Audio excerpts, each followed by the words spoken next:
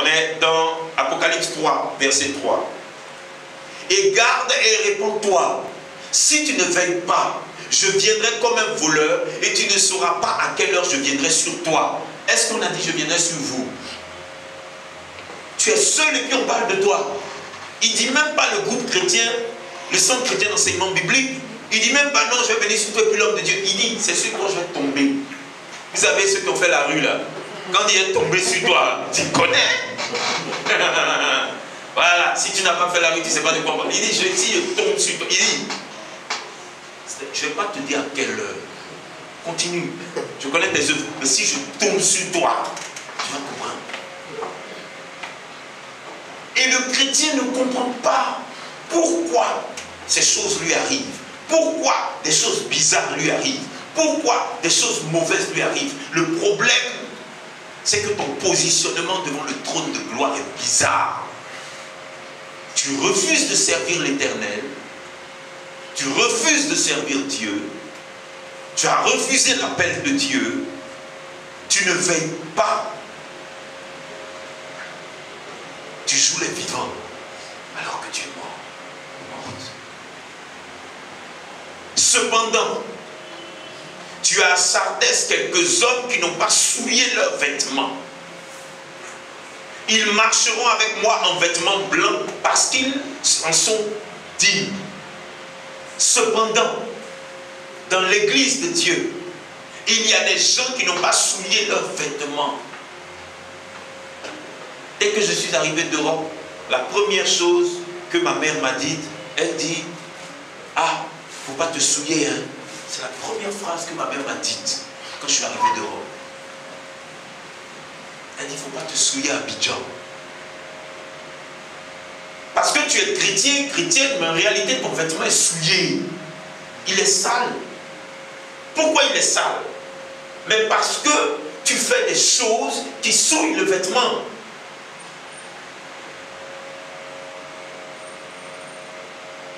Il y a quelques-uns qui n'ont pas souillé dans la ville là. Il y a quelques-uns qui n'ont pas souillé. Eux là, ils vont marcher avec moi en vêtements blancs. Parce qu'ils sont dignes d'avoir un vêtement blanc. Dans quel groupe toi tu veux être? Parce que le chrétien fait du suivisme. Oh, l'homme de Dieu a parlé, on est dans le mouvement. Suivons-le. L'homme de Dieu, tu as eu, moi j'aurais aussi. C'est-à-dire, je suis dans le mouvement et je suis. Quel mouvement tu suis? Judas suivait le mouvement. Finalement, il s'est rendu. Écoutez, quand tu suis le mouvement,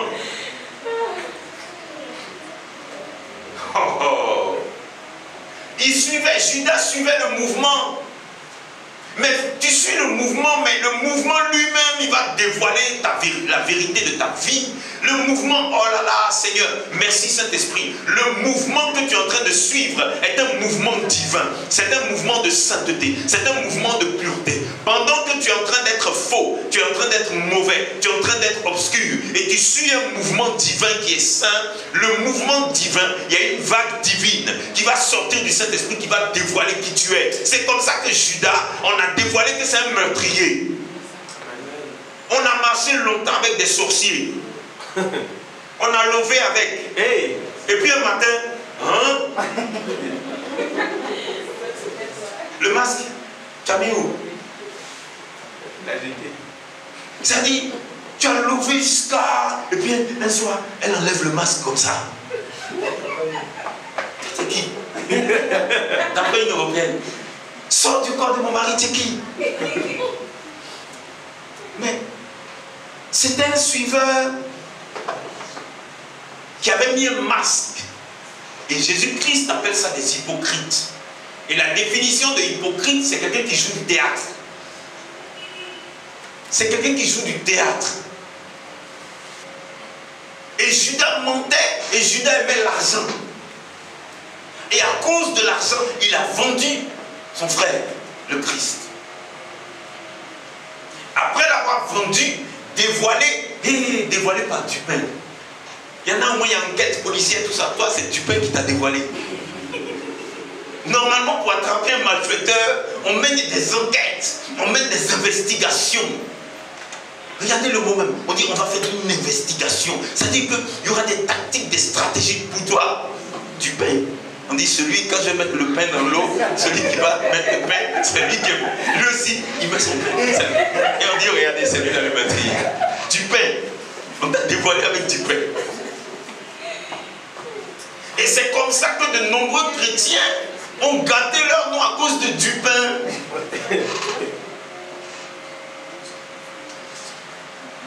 Mais combien de chrétiennes ont gâté leur nom à cause, vous savez, à l'époque, il y avait un genre de gars, on disait les génitaux. À cause d'un petit génito, elle a gâté son mariage, elle a gâté son nom.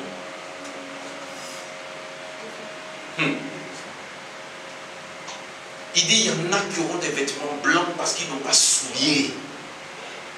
Ils n'ont pas souillé leurs vêtements et ils en sont dignes. Dignes. Même si ton vêtement est taché, comme l'Esprit Saint a fait à Josué, on va changer ton vêtement. Amen. Parce que tu te bats. Tu te bats. Il dit, je traite durement mon corps. Tu te bats, tu te bats, tu te bats. La parole de Dieu dit, celui qui vaincra sera revêtu ainsi de vêtements blancs. Vous n'avez pas vu qu'on parle au singulier? On est venu en détail, on va partir en détail. Il dit la vie après la mort, celui qui vaincra. Vous croyez que devant le trône de gloire, devant le jugement de Jésus, vous allez dire, le prophète Steve avait dit que, c'est-à-dire, avant que tu finisses la phrase, un ange t'a giflé.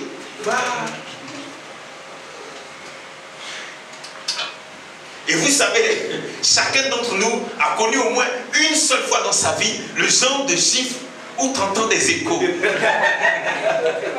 Ça fait... Parce que ça s'est bien placé. C'est pas là-bas, tu vas aller dire que non, comme l'homme de Dieu avait dit qu'on n'a rien expliqué là-bas. On est en train de te juger pour dire où tu t'en vas. Et c'est là que les gens vont dire, ah, mais Seigneur, moi je ne suis pas d'accord. Vous savez, quand tu as fait l'impolitesse à l'église, même devant Dieu, tu vas être impoli. Il oublie que c'est Dieu. Hein. C'est-à-dire, là, il va appeler Dieu comme Stéphanie fait. Le Père, tu sais, comment il était en bas. Quand il était en bas là-bas, le Père, tu es devant Dieu. Tu penses que tu es devant l'homme de Dieu. Eux, ils me prennent et puis ils m'envoient ici. Pourquoi on me fait juger comme ça alors que je dois aller au purgatoire d'abord? On est en train d'énerver tout le monde. J'avais 10 minutes pour parler. Celui qui vaincra sera revêtu ainsi de vêtements blancs. Je n'effacerai point son nom du livre de vie. Et je confesserai son nom devant mon Père et devant ses anges. Voilà un gros problème. Voilà un gros problème. Il dit celui qui vaincra. C'est un combat permanent jusqu'à ce que tu meurs. Le Saint-Esprit dit, pardon, il faut leur dire qu'après la mort, c'est maintenant que ça se complique. Là où tout le monde pensait que j'ai fait 60 ans, 70 ans, 80 ans sur terre. Ah, j'ai bien vécu, je m'en vais. Non, hein, c'est maintenant la vie commence. On a fini de t'enterrer, tout le monde pleure. C'est maintenant la vie commence. Maintenant, il dit celui qui vaincra. Parce qu'après la mort, on va juger qui a vaincu, qui a échoué. Celui qui vaincra sera revêtu de vêtements blancs et je n'effacerai point son nom dans le livre de vie. Ça veut dire quoi? Ça veut dire que quand il dit au début, je connais tes œuvres. La Bible dit quoi dans le livre de l'Apocalypse? Un livre fut ouvert. Amen. Et un autre livre fut ouvert. Je vous ai parlé par le Saint-Esprit de la bibliothèque divine de l'Éternel. Et je vous ai parlé d'un lieu où il y a uniquement des livres juridiques.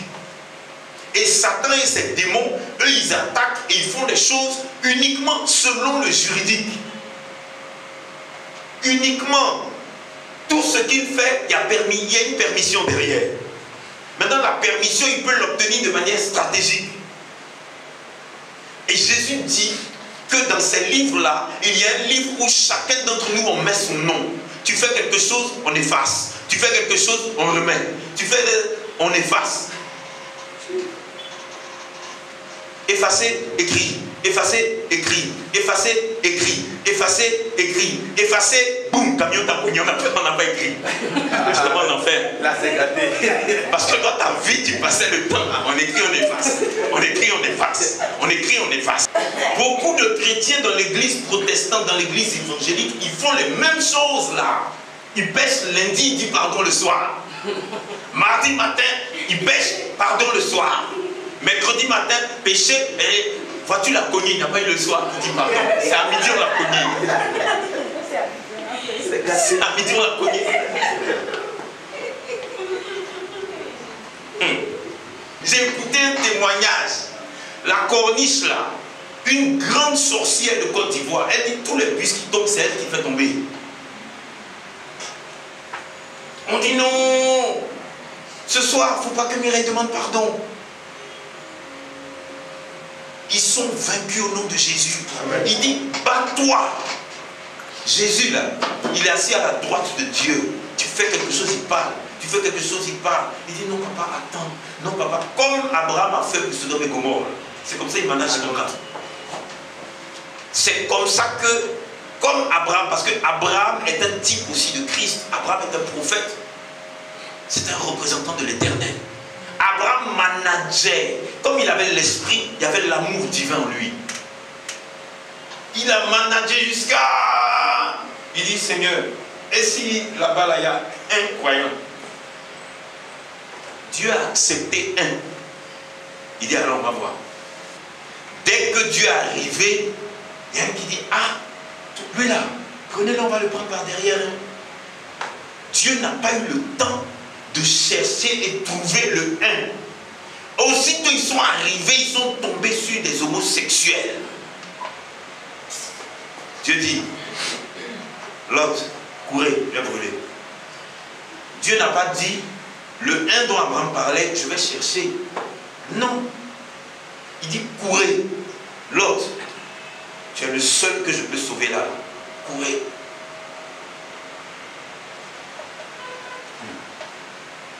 Il dit, je confesserai ton nom devant mon Dieu, devant mon Père et devant ses anges. Ça veut dire que dans le ciel, on parle de toi. Tu n'es même pas arrivé au ciel encore. On parle de toi, on dit ton nom. On fait tes atalakou parce que tu es quelqu'un qui fait honneur à l'Éternel.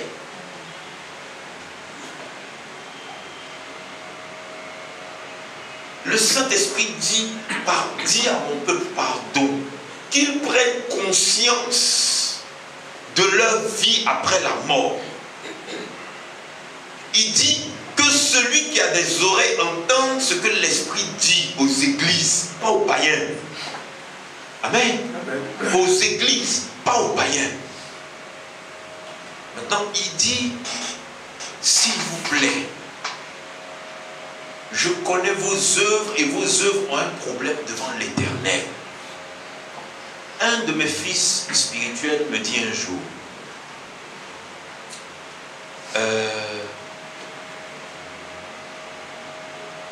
que, homme de Dieu, beaucoup ne viennent pas à l'église parce qu'ils ne sont pas bénis. Amen. Et ils ne cherchent pas à comprendre pourquoi ces gens qui ne viennent pas à l'église ne sont pas bénis.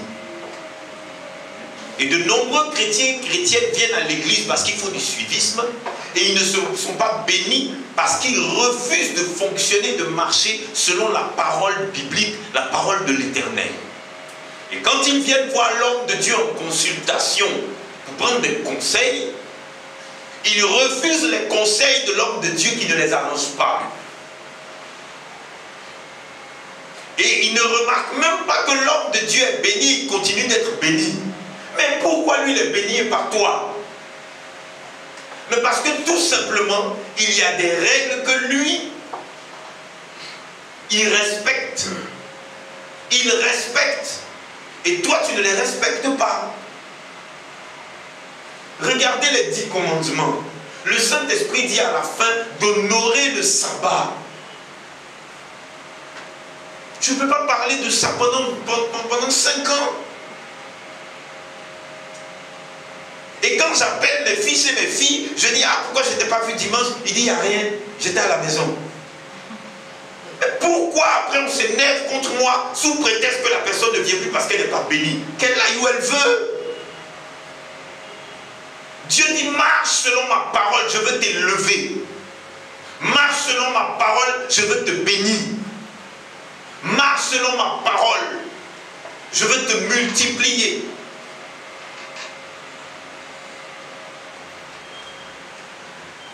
J'ai même dit ici que ceux qui sont entrepreneurs, ceux qui ont un commerce, etc., on se voit les mardis après-midi et les jeudis avant l'heure de la prière de 19h pour traiter de ce que vous mettez en place pour que le Saint-Esprit vous donne des orientations pour vous développer.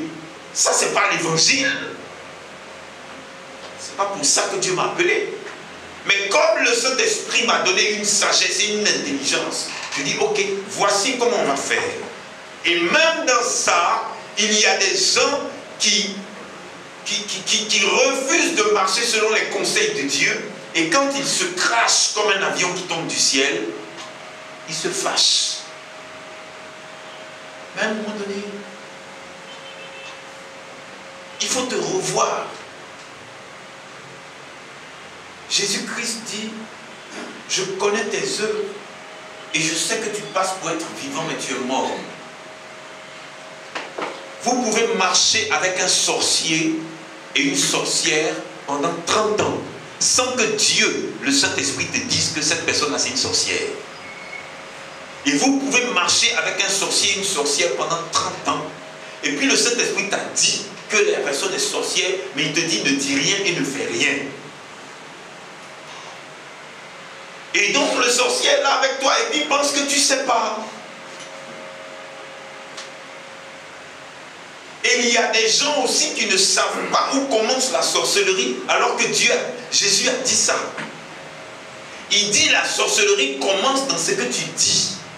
À un tel point que même au centre chrétien d'enseignement biblique, il y a des personnes que Dieu m'a montrées en songe qui étaient en train de parler de moi. Donc je suis assis et puis je les entends. Et puis je les vois. Il dit, affermis le reste. Rappelle-toi comment tu as reçu, comment tu as entendu. Garde ce que tu as reçu. Répands-toi. Mais sache que si tu ne veilles pas, je vais venir et je vais t'arracher des choses. Je vais t'arracher des choses. Beaucoup de chrétiens que je connais, qui étaient même mes fils ou mes filles spirituels, ils ne comprennent pas pourquoi ils ont été bénis. Et puis, ça s'en va. On est en train de t'arracher. On est en train de t'arracher. Pourquoi? Parce que Dieu dit, je te donne des dons. Je te donne des choses. Et je veux que ce que je te donne, tu multiplies. Mais tu marches, et puis tu n'as jamais pu faire quelque chose d'extraordinaire. Et puis on ne voit même pas tes grâces et tes bénédictions. Tu ne témoignes jamais. Ce genre de personnes, dimanche prochain, on va tous s'asseoir ici. Ceux qui ne témoignent pas, on va les mettre là-bas. Ceux qui sont bénis témoignent tout le temps. On va les mettre à la droite du Père. On les met à la droite du Père. Ceux qui ne parlent jamais, on va les mettre à gauche. Et puis à partir de cet instant, on va beaucoup les observer. On va beaucoup les observer parce qu'ils doivent être bizarres dans leur vie. Il y a des trucs mystiques cachés, il y a des trucs ténébreux. Quelqu'un qui ne témoigne pas, on doit faire des enquêtes. Pourquoi toi là tu ne témoignes jamais? Dans ta vie, il n'y a rien. En 5 ans. 5 ans, rien. Ils vont s'asseoir à gauche. C'est très grave, écoutez, c'est très grave. Le Saint-Esprit dit, peu importe ce qui se passe, année de grâce et de bénédiction pour toi. Mais regarde ta vie, analyse, fais le bilan, regarde, sois vigilant. Je connais tes œuvres, sois vigilant. Nettoie ta robe, lave ta robe. Sois saint, sois pur. Il y a ton activité professionnelle, il y a ton activité spirituelle. Bien-aimé, je souhaite que tu prospères comme prospère l'état de ton âme. Mais c'est tellement simple. On te dit, je veux te voir, ça ne va pas dans ma vie. Mais est-ce que ton âme là, je peux nettoyer? Je ne peux pas. Mais Bien-aimé, je souhaite que tu prospères comme prospère l'état de ton âme. Mais fais en sorte que ton âme prospère spirituellement. Ça veut dire que ton âme aime Dieu, ton âme marche avec Dieu, ton âme respecte Dieu, ton âme respecte la parole de Dieu. À partir de là, ça va se répercuter dans ta vie physique. Amen. Marchez avec Dieu. Ne vous occupez pas des problèmes que vous avez, parce que chaque problème a déjà trouvé sa solution devant l'Éternel. Amen. Amen. Amen.